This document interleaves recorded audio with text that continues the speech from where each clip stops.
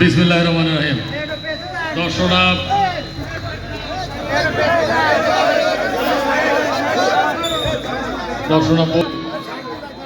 এক নম্বর ওয়ার্ড আয়োজিত আজকের এই নির্বাচনী পথসভার সম্মানিত সভাপতি, উপস্থিত জেলা বিএনপি, দর্শনা পৌর বিএনপির সম্মানিত নেতৃবৃন্দ, ওয়ার্ড বিএনপির নেতৃবৃন্দ, অঙ্গ সংগঠনের নেতৃবৃন্দ এবং সামনে উপস্থিত আমার প্রিয় ভাইয়েরা এবং মায়েরা, আসসালামু আলাইকুম। এখানে একটা জিনিস পরিষ্কার করতে চাই, আমরা রাজনৈতিক কর্মী নেতা, আমরা দেশের উন্নয়নের জন্য কাজ করি, মানুষের সেবা করার জন্য আমরা একটা ভিত্তি চাই। সেই ভিত্তি বা প্ল্যাটফর্ম হচ্ছে রাজনৈতিক দল। এখানে এই মহান নেতা বলে নেতাদেরকে জনগণের কাছ থেকে দূরে সরে রাখার যে প্রচেষ্টা, সেই জায়গা থেকে আমাদেরকে সরে আসতে হবে। কর্মী নেতা এই বলতে ঠিক আছে, ভাই চাচা এই বলতে ঠিক আছে। মহান নেতা বলার মানে আমাদের নিজেদের সাথে জনগণের দূরত্ব তৈরি করা। এইটা আমাদের নেতা জনাব তারেক রহমান, আপনারা খেয়াল করে রাখবেন, খেয়াল করবেন যে আমরা কিন্তু আমাদের দলের চেয়ারপারসন জনাব তারেক রহমানের নামের আগে জননেতা, মহানায়ক, মহান নেতা, তারপরে দেশ নেতা ইত্যাদি ইত্যাদি এইসব ব্যবহার করছি না, এটা ওনার নির্দেশ। এক নম্বর। দুই নম্বর, আমার রাজনৈতিক জীবনে অল্প একটু যদি সাফল্য থাকে সেটা দেখবেন এই যে স্টেজে আমরা বসা আছি, এই স্টেজে বসা সবগুলা চেয়ার একরকম, আপনাদের চেয়ারও কিন্তু একরকম। আমি যখন রাজনীতি শুরু করি এই এলাকায় তখন দেখতাম যে মাঝখানে একটা বিরাট সিংহাসন বসানো থাকতো। এটাও কিন্তু একটা রাজনীতির, আমি বলবো, অপসংস্কৃতি বা খারাপ দৃষ্টান্ত। এই জায়গা থেকে আমরা সরে আসতে পেরেছি। আমাদের আরও অনেক বিষয় আছে যে জায়গা থেকে সরে আসতে হবে। তবে আজকে নির্বাচনী পথসভায় আর একটা বিষয় উল্লেখ করতে চাই, এখানে যারা আছেন, মায়েরা আছেন, বিশেষ করে নেতারা যারা আছেন, আর তাদের কাছে আমি জেলা বিএনপির পক্ষ থেকে দুঃখ প্রকাশ এবং ক্ষমা চেয়ে নিচ্ছি। আমরা সবাইকে বক্তব্য দেওয়ার সুযোগ দিতে পারছি না, কারণ আজকে আমাদের এই দর্শনা পৌর বিএনপিতে 11টা পথসভা করার কথা, যেহেতু আজকে পবিত্র শবে বরাতের নামাজ, সেই জন্য 11টার থেকে আমরা নামিয়ে এনেছি 8টা। এখন আমাদের অন্তত 2টা বা 3টা জায়গায় যাওয়ার চেষ্টা করতে হবে। তারই কারণে আমরা বক্তব্য সীমিত সংখ্যক লোকজন দিচ্ছি, অন্যরা এতে মন খারাপ করবে না। ইনশাআল্লাহ 12 তারিখের বিজয়ের পরে যত বেশি জনসভা করা, উন্নয়নের কাজে অংশগ্রহণ করা, বক্তব্য দেওয়া, এগুলো আমরা করব।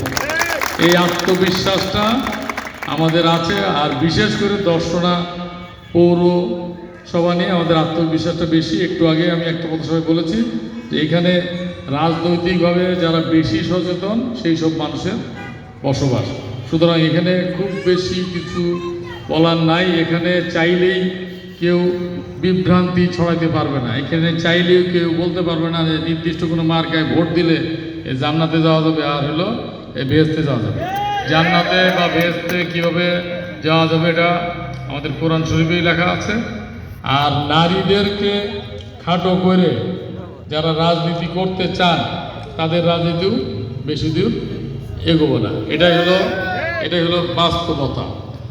আর নারীরা ঘরের ভিতরে থাকবে, নারীদেরকে ঘরের বাইরে বা ঘরের ভিতরে আটকে থাকা যে রাজনীতি, সেই রাজনীতিও চলবে না। যদি ধর্মর কথাই বলি, আমরা ধর্মভিত্তিক রাজনৈতিক দল না, আমরা বিশ্বাস করি এবং আমাদের স্লোগান হচ্ছে ধর্ম যার যার, দেশ সবার।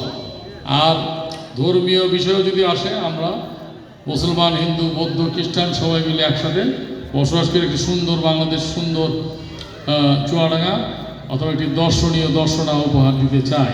এখানে আজকে এই আগামী দিনে যদি ধানের শীষের প্রার্থী অত্র এলাকায় জয়লাভ করে, একই সাথে যদি বাংলাদেশে সংখ্যাগরিষ্ঠ আসন নিয়ে বিএনপি দেশ পরিচালনার দায়িত্ব পায়, এইসব দাবিগুলা পূরণ করার অবশ্যই চেষ্টা করা হবে এবং কিছু কিছু দাবি অবশ্যই পূরণ করা হবে। যেমন এই যে ড্রেনের ব্যবস্থার কথা বলা হয়, যে দর্শনা হল থেকে আরামডাঙ্গা আরামভাটা পর্যন্ত ড্রেন নির্মাণ, তারপরে এই এতিম গরিবদের জন্য সুচিকিৎসার ব্যবস্থা, চুয়াডাঙ্গা জেলায় কলকারখানা স্থাপন, এগুলো আমাদের নির্বাচনী অঙ্গীকারের অংশ, জাতীয় অঙ্গীকার, স্থানীয় অঙ্গীকার।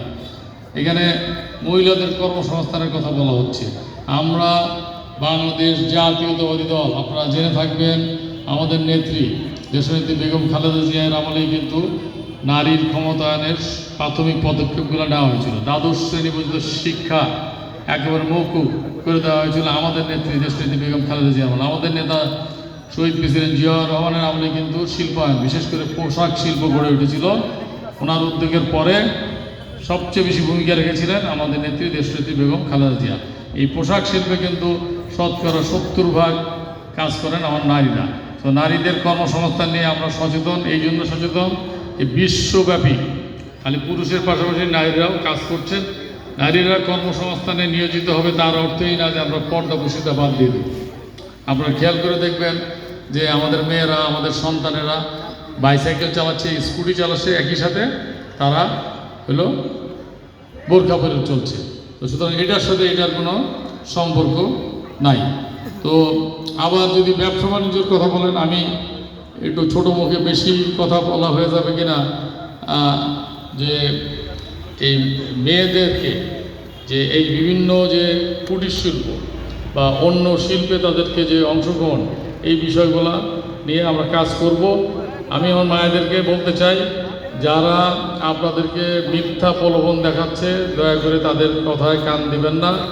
বাস্তবতা হচ্ছে এই, ধর্মীয় বিষয়টা যার যার একান্তই ব্যক্তিগত। অবশ্যই আমরা চাই সবাই ধর্মভীরু হোক, কিন্তু যেন ধর্মান্ধ না হয়।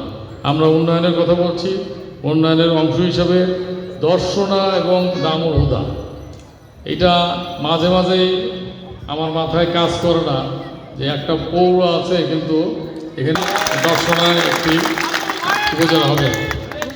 আমরা আমাদের আগামী দিনের নির্বাচনের অংশ হিসাবে ইতিমধ্যে আপনার যারা সচেতন, অবশ্যই সচেতন সবাই, টেলিভিশন দেখেন, আমরা ফ্যামিলি কার্ডের কথা বলছি, আমরা কৃষি কার্ডের কথা বলছি। স্থানীয়ভাবে আমরা বলছি একটি পূর্ণাঙ্গ কৃষি বিশ্ববিদ্যালয় ইনশাআল্লাহ আমরা করব। আমাদের ছেলে মেয়েদের